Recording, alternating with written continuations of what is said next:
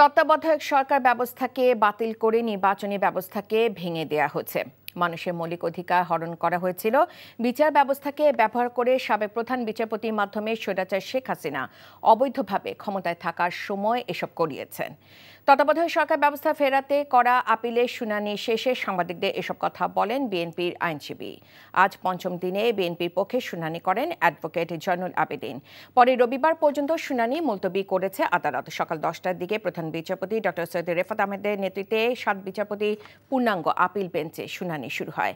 এর আগে আদালতে ইন্টারভেনর হিসেবে শুনানি করেন ব্যারিস্টার এহসান এস সিদ্দিকী। মঙ্গলবার জামায়াতে ইসলামের পক্ষে অ্যাডভোকেট মোহাম্মদ শিশির মনি তার বক্তব্য শেষ করেন।